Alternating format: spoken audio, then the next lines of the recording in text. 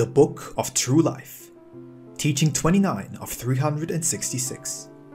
The Master teaches Moses, Jesus, and Elijah, the three divine revelations and meaning of my Transfiguration. Divine Revelations, Mexico, from 1866 to 1950.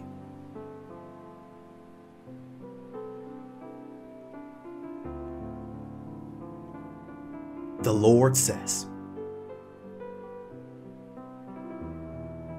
Disciples, I am among you once again, but since the form through which I communicate with you is new, you doubt, not understanding that you should not be held back by forms. If you are, you shall not find the truth.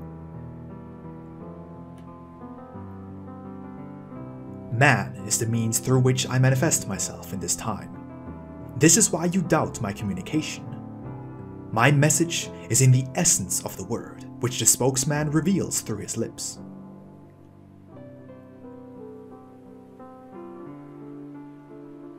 Today, you doubt once more. Would you have me come to you as in past times? Remember that you also doubted back then. I do not speak to you through the scholar or the philosopher, for then you would not have attributed the word to me, but to them. Rather, I have come to manifest myself through the humble, through the ignorant and dull, so that, by comparing the insignificance and smallness of his material body with the greatness and wisdom of the word which springs forth from his mouth, you might come to understand that only the Lord can speak with you thus.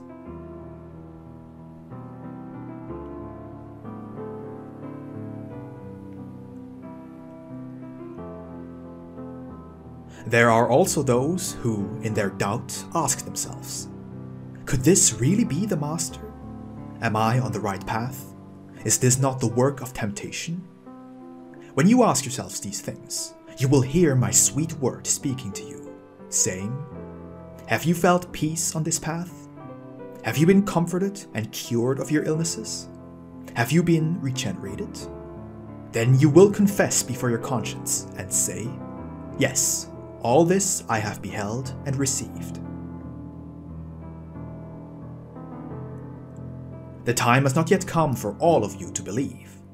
The times, the tests, and the events shall awaken men, and tomorrow they will say, truly, he who was with us and spoke to us was the Divine Master. I come to reveal many mysteries of the Spirit to you, so that you might know yourselves, and thus better know your Father.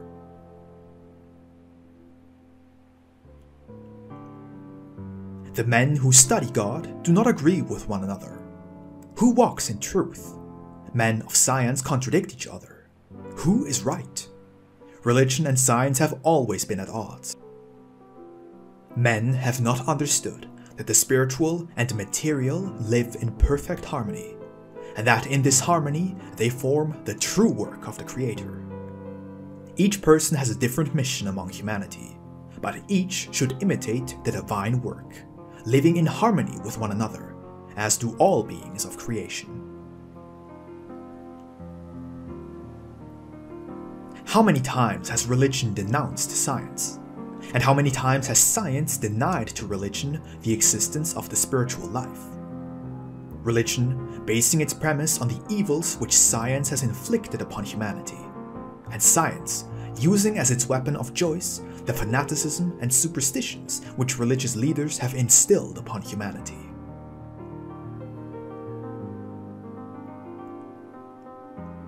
Truly, I say to you, some need to know the truth contained within nature, and the others need to correctly interpret my law. I am the King of Peace. I take my sword and come prepared for battle, to destroy all sin and darkness. Let those who follow me not fear if they are disowned by their parents or by their children, for my love will compensate them in their battle.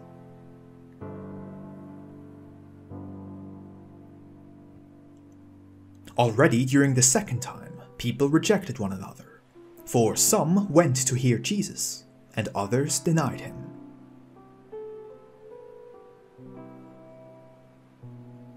My new soldiers shall arise, and with their deeds and examples they shall preach these good news among humanity, which has forgotten my truth. Today I only find my word in dusty books. Humanity has strayed from the true path, and instead befriended sin, vice, and immoral behavior. No longer does it loathe sin. Crime does not horrify it, nor does adultery surprise it. Here you have my word, humanity. You receive it in a limited form, so you might understand it. But if you want proof of my presence, I have given you proof already, and will give you even more. However, do not weep nor tear your hair when it presents itself. During the second era, Jesus was walking one day, followed by his disciples. They had climbed a mountain, and while the Master astonished those men with his words, they suddenly beheld the transfigured body of their Lord, floating in space, having the spirit of Moses to his right, and that of Elijah to his left.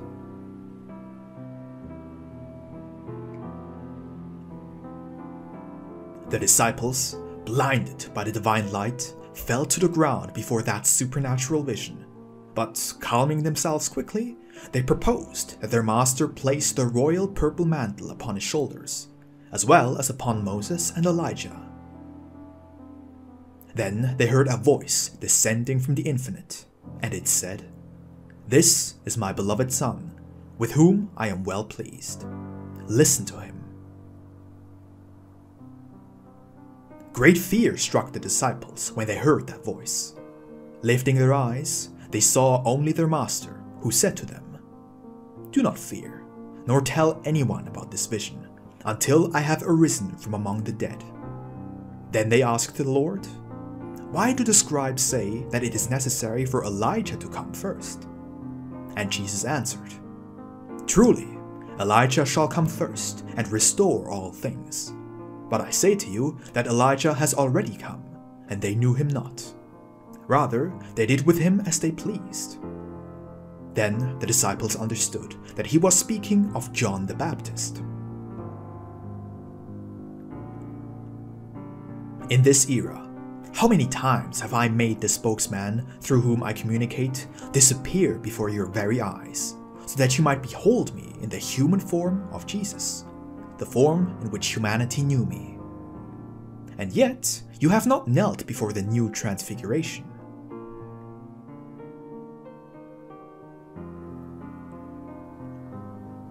My work represents the spiritual mountain, which I invite you to climb upon paths of love, charity, and humility. It is the new Mount Tabor, where the past, present, and the future are united into one, and where law, love, and wisdom are united into one single essence. The Lord used Moses, Jesus, and Elijah to outline the path that man needs to follow in order to elevate himself to the kingdom of peace, light, and perfection. Experience in your life the presence of the Lord's messengers. None of them are dead. They all live to light the way of men who have become lost, helping them to rise when they have fallen, strengthening them so that, when tested, they might devote themselves with love to the fulfillment of their restitution.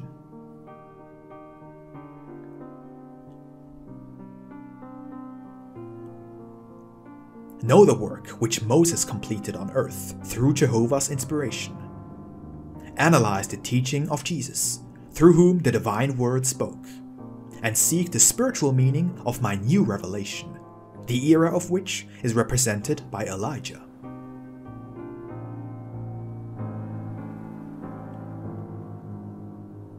When you have reached a complete understanding of those divine revelations, compile a book which shall be divided into 3 parts, and you will find that the first part speaks of the law, the second of love, and the third of wisdom.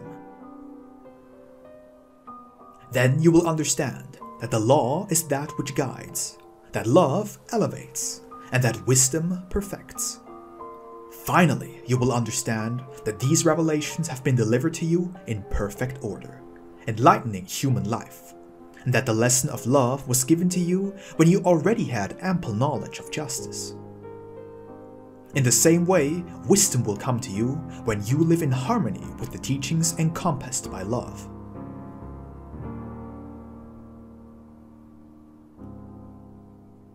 It is through man that the Lord has always spoken to humanity, for between the divine being and the human being is your spirit, which interprets the celestial message, which perceives and senses the eternal.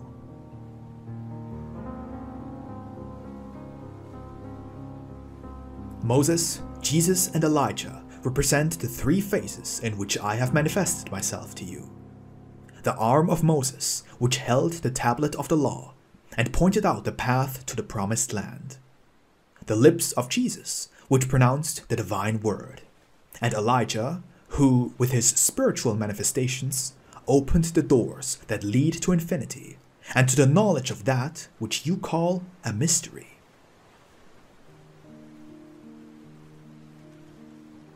I am conversing with you, speaking to your hearts. While you must hear me through the human spokesman, I hear you when you speak to me in the most intimate part of your beings.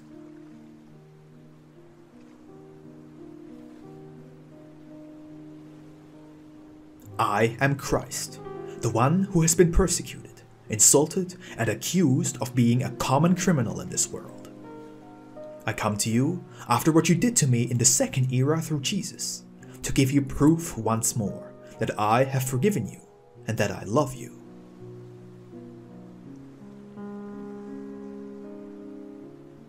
Naked you took me to the cross, and thus I return to you, for I do not hide my spirit and my truth from your eyes behind the garment of hypocrisy or falsehood.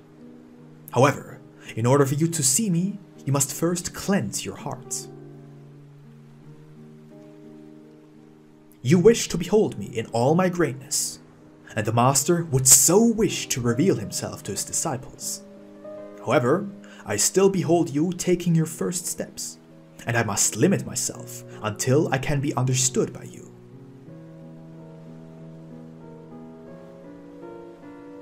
What would happen if you were to suddenly see my light in all of its splendor? You would be blinded. What if you were to hear my voice with all of its might? You would lose your mind. And if I were to unleash all of my power through the spokesman by which I communicate, what would become of him? His material body would shatter.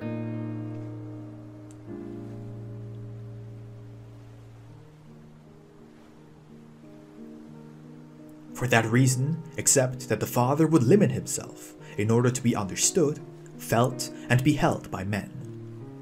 But even within that limitation, he is perfect, wise, and infinite. Many of you would like for me to perform material miracles in order to believe that it is I who manifests myself. You did so during the first era, when Moses called the people to take them through the desert to the promised land. Many of you demanded that he perform powerful works in order to believe that he was God's messenger, so that you could follow him.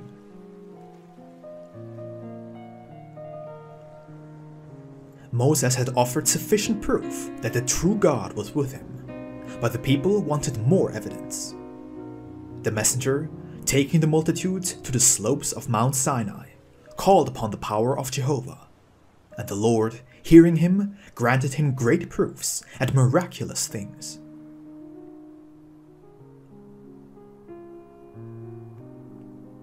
When the people were thirsty, I manifested my power through the faith of Moses, by having water spring from the rock.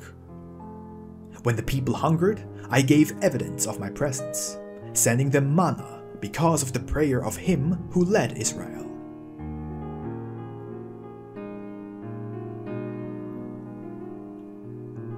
The people wanted to hear and see the one to whom Moses listened, and the one whom he perceived through his faith.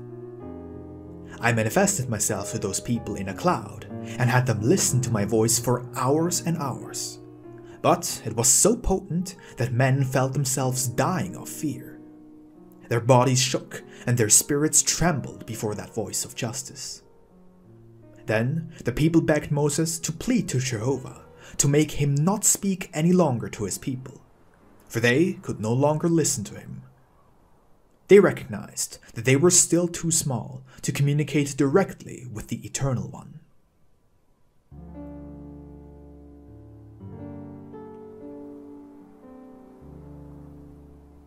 During the time in which Christ lived in Jesus among humanity, men would say, upon beholding him, "How could the son of the carpenter and of Mary be the promised Messiah, the one whom the prophets announced and for whom the patriarchs waited? How can this humble man be the Son of God, the Liberator?" But the Master spoke, and his word made those who came to him in good faith tremble. Even the unbelievers trembled. At every step, the crowds demanded a miracle of Jesus, and he would perform it. The blind man came, and to the astonishment of the Pharisees, the Master gave him sight by simply touching him. And in the same way, he gave movement to the lame one. The leper was cleansed of his disease. The one possessed was liberated. The adulteress was converted with one word, and the dead rose at his command.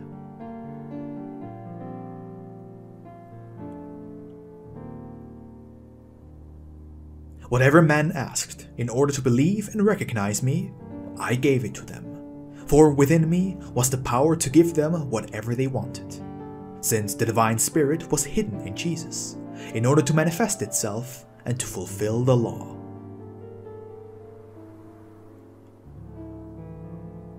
When Jesus was on the cross, there was not a single spirit that did not feel shaken before the voice of love and justice of the one who was dying, naked, like the truth itself, which he delivered in his word. Those who have researched the life of Jesus have realized that there was no one before or after him who had accomplished a work like his, for it was a divine work, and through his example it will save humanity.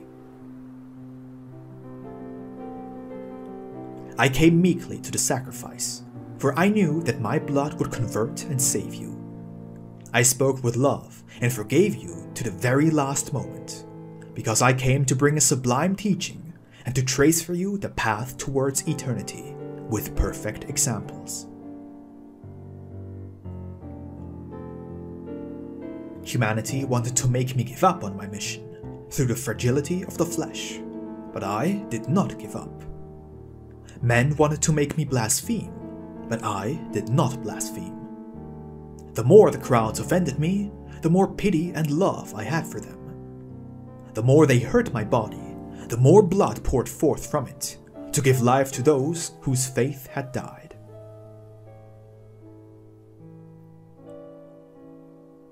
That blood is the symbol of the love with which I traced the path for the human spirit. I left my word of faith and hope to those who were hungry for justice, and the treasure of my revelations to the spiritually enlightened ones.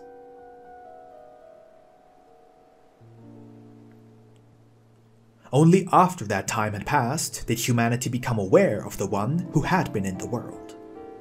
Then the work of Jesus was considered to be perfect and divine, recognized as superhuman. There were many who shed tears of repentance. There were many spirits who experienced great remorse.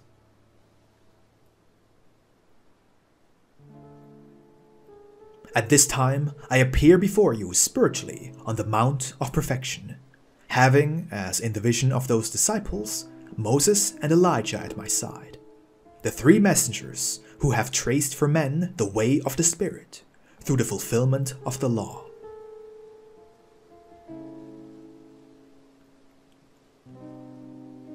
Moses presented to humanity the law engraved in stone.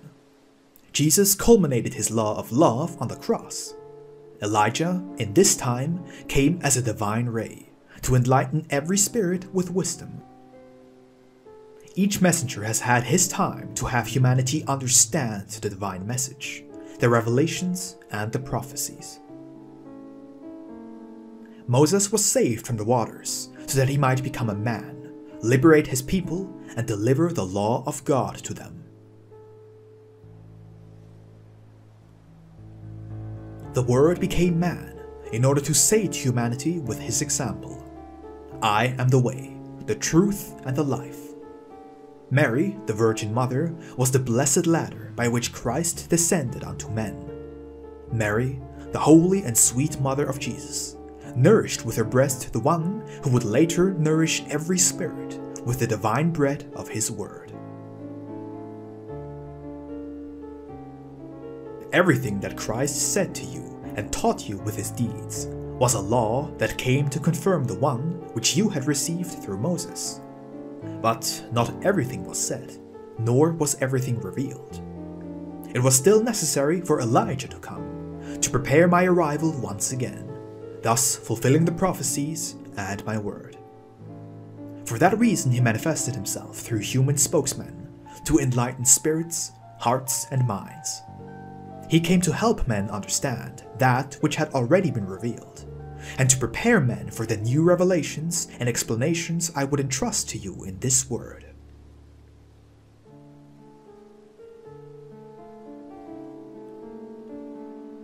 Those who listened to the first manifestations in 1866 heard those words, which said, I am Elijah, the prophet of the first era, the one who appeared at the Transfiguration on Mount Tabor. Prepare yourselves, for the 7 seals are being revealed to you, and the mysteries will be explained, so that you might behold the path of your salvation.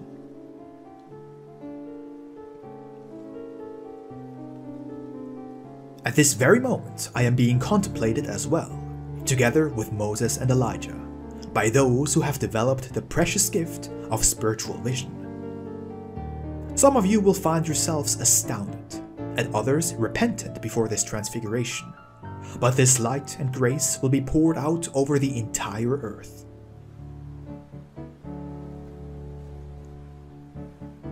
Moses, behold your people. They are the same ones that you led through the desert in search of the promised land. Disseminated and errant, they wander throughout the world. While some have understood that the promised land is in my bosom, and that one may reach it through the love that my word teaches, others have seized the world instead, as if it were their last dwelling place and their only possession. These did not believe in the Messiah, nor have they felt the presence of the Holy Spirit.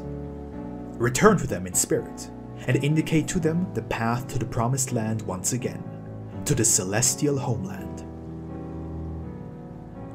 Should they not believe you, let the sun darken, let the moon lose its light, and let the earth tremble, for these people will awaken, and never again will they become lost.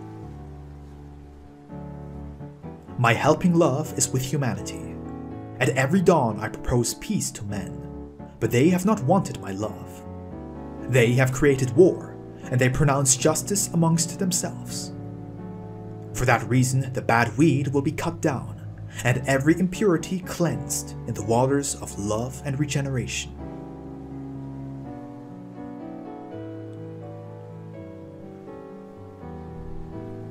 After death, the resurrection to the true life will take place. After war, peace will be made, and after chaos, the light will shine in the consciences of men, for I am the light of the world. The year of 1950 will arrive, and until then, many spokesmen will transmit my word. They will hear me in other nations, but on the last day of my manifestation, the spiritual valley will have its eyes upon you.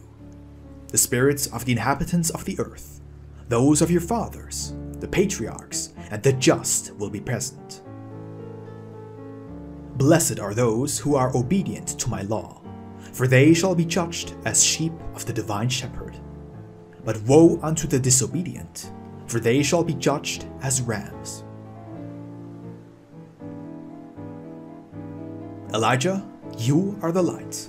In this your time, it has been revealed to humanity that there are not 3 laws which have been delivered to it, but only one law, delivered in 3 separate times, and which is condensed into 2 precepts: to love God above everything created, and to love one another.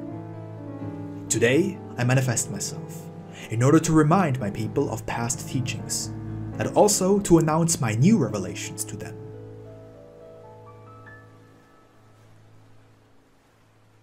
On this day, in which you have recalled the moment that Elijah opened the third era to humanity, when he communicated through a human spokesman, feel the love of your master, cast away your bitterness, and take firm steps on the path of salvation.